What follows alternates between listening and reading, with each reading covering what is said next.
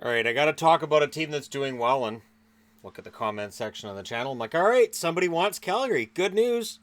I'm all set for Calgary. So I did this with the Islanders yesterday. I'm going to do it with the Flames today. Don't be surprised this week if I'm doing this with other teams as well.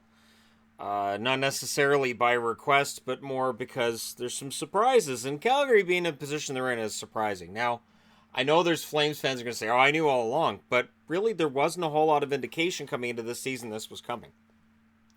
They pick up a coach from Carolina who, for the Hurricanes, they hadn't had a lot of success with Bill Peters. And you could say, well, it was, the roster wasn't very good. The thing is, he brought players with him. And it was a deal that was seen as being kind of a saw-off when it happened. Like, that's soft. That's whatever. They gave away some goals in Dougie Hamilton. They're going to regret that. That was a comment that I heard, some toughness in Ferland. They'll regret that. And it really hasn't worked out for Carolina, but it's worked out really well for Calgary. I want to look at last season first, because I want to discuss why coming into this season we didn't see this coming. Scores first. Last year they were 22-6-6. That's pretty solid. When the opposition scores first, they were 15-29-4.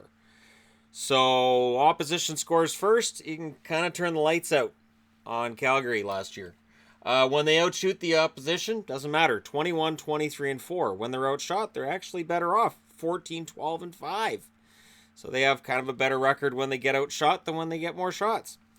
Scoring really tells a different tale than this year. They were outscored 68-64 in the first. Tied with the opposition at 84 goals each in the second. And then in the third, they scored 61 and the opposition scored 86. In overtime, they scored 7. The opposition scored 5. So when you look at the third period last year, they were a minus 25. So it's like Bill Peters came in and said, I think I know where the problem is. And then their overall goals, they had 216 last year, and they had allowed 243. And we'll get into why they're going to annihilate that 216 goals for this year. Absolutely annihilate it. Last year, when trailing after 2, they were 5-25. That's abysmal. Not necessarily completely out of line, but it is an abysmal number. When they were tied after 2, they were 7-7-8. So they won 7 times out of 22 games when they were tied after 2. That tells you that the Flames, the confidence wasn't there. They didn't have any comeback in them. And the overall scoring, while it was good, it wasn't great. And, they were top heavy. Gaudreau scored 24 goals, 60 assists, and 84 points in 80 games. Monahan had 31 goals, 33 assists for 64 points. Matt Tkachuk, 24 goals, 25 assists, 49 points in 68 games played. So, not as many points as he has already this year. Backlund, 14 goals, 31 assists. He was a minus 21, which was shocking because Backlund's been considered a great two-way forward, and then last year, disastrous. Hamilton, 17 goals, 27 assists. He's gone to Carolina. He currently has 6 goals, 10 assists for them. Ferland, 21 goals, 20 assists. In Carolina, he's got, I believe, 14 goals right now. 12 or 14. Either way, Ferland's numbers in Carolina have been good, but the guy who replaced him, a little bit better.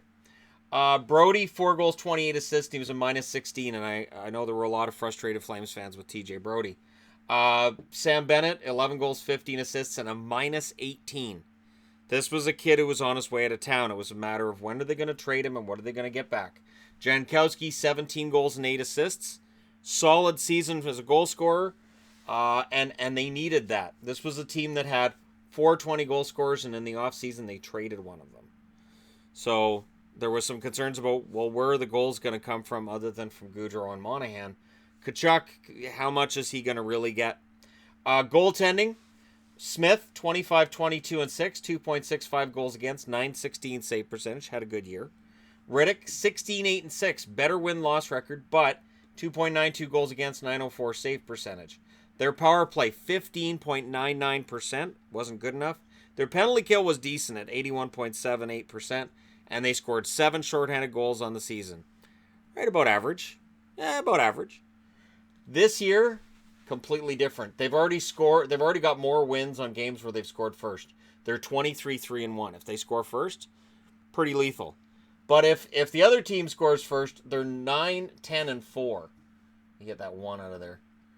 So they're 9-10-4 when the opposition scores first. That's insane. When they outshoot their opposition, 19-9-5. Much different from last year. And when they're outshot, they're better. 13-4. Their overall numbers are just scary. And then every period of hockey, they're better than last year, except in the second, but I think they'll take that trade-off. First period, they've outscored their opposition 53-46. They've been outscored in the second period 52-50, but that's just because they're resting for the third period, where they've outscored the opposition now 80-40. They've got 80 goals in the third period. Through 50 games, they've already got 19 more goals than they had in the third period last year in 82 games. This has been an absolute destruction by this team in the third period. Now, in overtime, they've outscored the opposition 4-3. They've scored 187 goals, which means they're less than 30 from their full season total last year.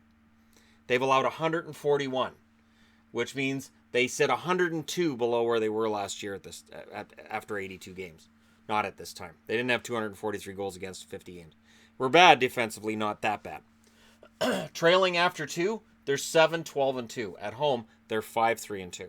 So if they're trailing after 2, you've got a 50% chance of seeing a comeback for a win. That's crazy. Tied after 2, 8-0-3. They don't lose in regulation when they're tied after 2. It is a complete and total turnaround for the Flames. Now, their scoring leaders, just compare it to their scoring from all of last year. Gaudreau, 29 goals, 45 assists, 74 points. He's 10 points short of last year. He's already got more goals than they had last year. Monahan, 27 goals, 34 assists. He's 3 points short of last year's total. Tkachuk, 24 goals, 33 assists. He's already 8 points ahead of last year's total. Lindholm, one of the additions, that's why he's in green. 21 goals, 36 assists, 57 points, more points than he had last year. Giordano, 11 goals, 40 assists, 51 points. Last year, Giordano ended up with 38. And I was openly saying, maybe he's slowing down, maybe, with the way that the Flames have been going. All right, fixed it. Giordano, with the way that he was going, I thought last year, kind of winding down. Where are the Flames going? Where's their blue line going? Because it wasn't just that, but that they traded Hamilton, who had more points and more goals. I had some people telling me that Hamilton was one of the better defensemen in the league. I didn't believe that.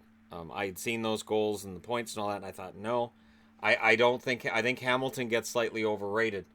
Backlund has been a revelation. 11 goals, 16 assists, 27 points. Of course, last year he had 45, so this year he may get less points. But he was a minus 21 last year. He's a plus 25 this year. That two-way threat is back.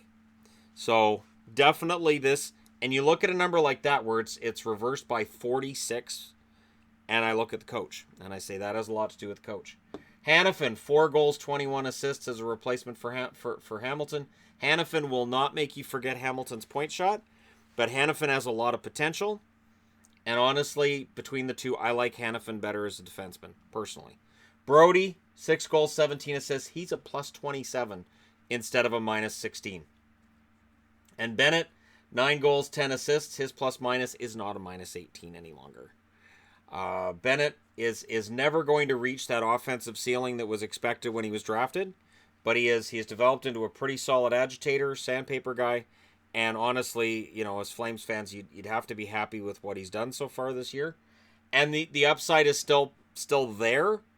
It's just not going to be as high as what was expected. Jankowski, 7 goals, 12 assists. A little bit disappointing when you look at the goals compared to last year's 17. Points, though, with 19 compared to 25. Right about in line with where he's supposed to be. Goaltenders, Riddick, 18, 4-4, 2.49 goals against, 917 save percentage.